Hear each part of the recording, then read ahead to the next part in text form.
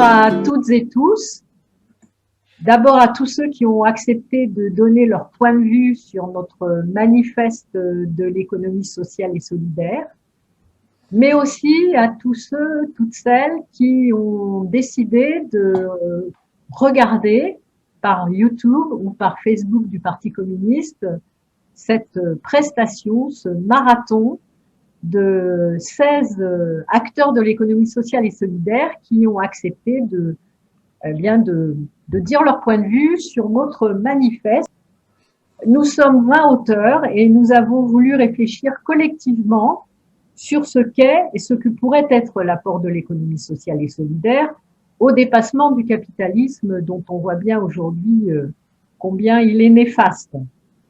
Nous avons essayé de décrire ce qui s'apparente à du communisme déjà là.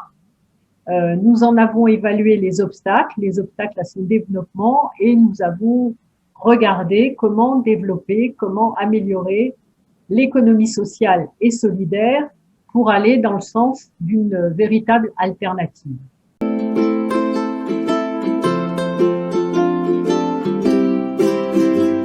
La parole à Alain Koher, qui est syndicaliste, membre du Comité économique et social européen, directeur des affaires européennes et internationales à l'Union nationale des mutualités socialistes en Belgique. On fait rentrer un peu l'Europe qu'on n'a pas beaucoup fait rentrer dans le manifeste, mais c'est important d'avoir la parole de nos camarades européens. Là d'ailleurs, Alain a été aussi auteur d'un rapport important sur l'économie sociale et solidaire au CESE. Donc je lui donne tout de suite la parole. Bon, merci pour l'invitation et merci également parce que je vois de nombreux visages familiers, certains que j'avais plus vus depuis longtemps, donc toujours agréable. Oui, comme tu l'as mentionné, j'ai lu avec beaucoup d'attention et c'est vrai que le centrage et le point de vue est franco-français. Donc là, je voudrais apporter quand même certains éléments parce que on ne pas que la France n'est pas une île, l'Europe n'est pas une île. Nous sommes tous influencés par différents courants qui viennent impacter d'une manière ou d'une autre l'organisation et le fonctionnement de l'économie sociale. Et l'économie sociale qu'on connaît en France n'est pas celle qu'on connaît en Belgique ou dans d'autres pays. Mais je vais d'abord commencer mon propos parce qu'aujourd'hui se tenait à Tolède une réunion importante des ministres de l'économie sociale.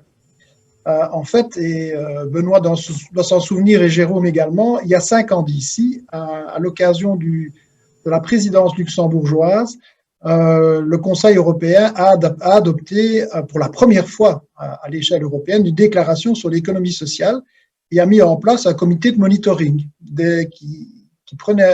qui accompagnait finalement la dynamique économie sociale, d'abord signé par 6 pays, qui accompagnent l'économie sociale. Et maintenant, on en est 5 ans après à 16 pays qui ont suivi, ratifié, on va dire, signé cette déclaration de Luxembourg. Et aujourd'hui, chaque année, il y a un pays qui prend en charge cette présidence, ce comité de monitoring. Et aujourd'hui, c'était au tour des Espagnols pendant 1 an. Donc ça s'est terminé par la déclaration de Tolède et c'est le Portugal qui va reprendre avec sa présidence. Et c'est intéressant parce que tant l'Espagne que le Portugal sont des pays aujourd'hui qui sont plutôt à gauche sur l'échiquier européen.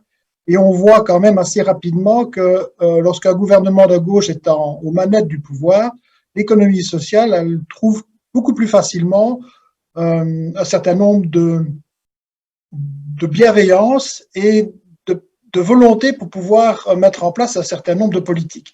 Alors, dans cette déclaration, il y a 3 éléments et ça va vous parler directement, je pense, qui ont été mis en évidence.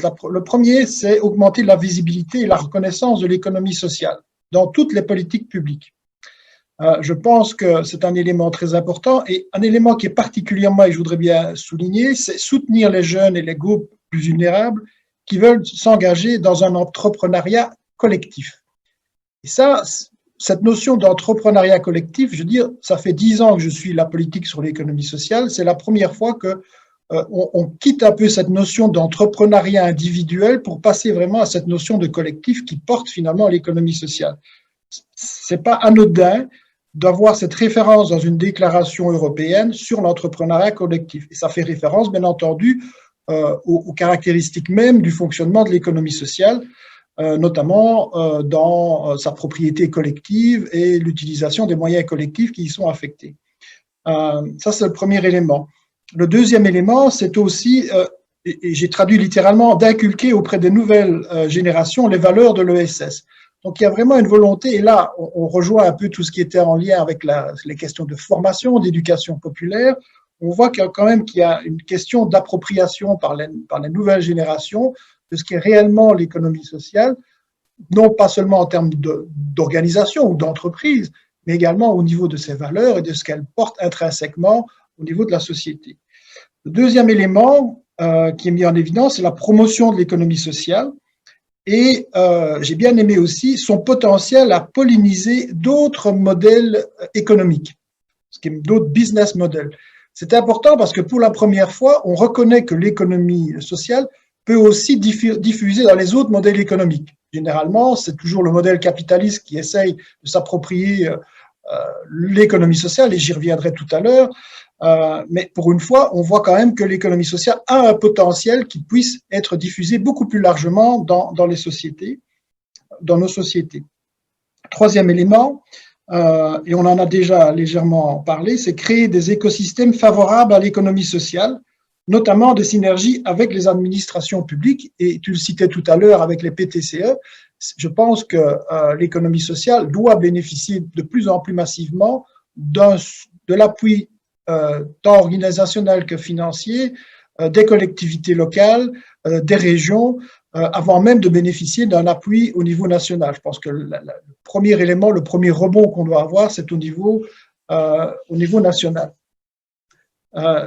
Bon, voilà, ça c'est ce qui s'est passé aujourd'hui. Je voulais le souligner parce que ça, quelque part, si on doit nous-mêmes, si on veut créer une dynamique qui ne soit pas uniquement nationale, voir aussi comment on évolue dans notre espace européen, parce qu'il conditionne quand même d'une certaine manière comment nous-mêmes pouvons diffuser l'économie sociale dans un spectre beaucoup plus large que sur le théâtre national. Ensuite, je voulais revenir un peu parce qu'il y a ces éléments-là, mais il y a aussi d'autres éléments d'influence qui nous impactent et qui ont impacté le fonctionnement où aujourd'hui on parle beaucoup d'entrepreneuriat social, comme je l'ai cité, mais c'est cette influence notamment qui est venue des États-Unis, où l'économie sociale en tant que telle n'existe pas. Il n'y a pas de réseau historique et encore moins de politique publique qui viennent accompagner l'économie sociale aux États-Unis. Les coopératives pourtant n'y sont pas inconnues, mais elles ne sont pas constituées sous une forme de doctrine comme on l'a, ou d'une pensée socio-économique comme on l'a connu en Europe. Par contre, ce qui a fortement influencé la dynamique aux États-Unis, c'est la philanthropie. Et le mouvement économie sociale est plutôt rattaché à la dynamique philanthropique, notamment à travers les fondations. Et celui-ci se situe nettement du côté caritatif dans sa dimension plutôt économique et n'a jamais été mis en avant comme une alternative au modèle capitaliste.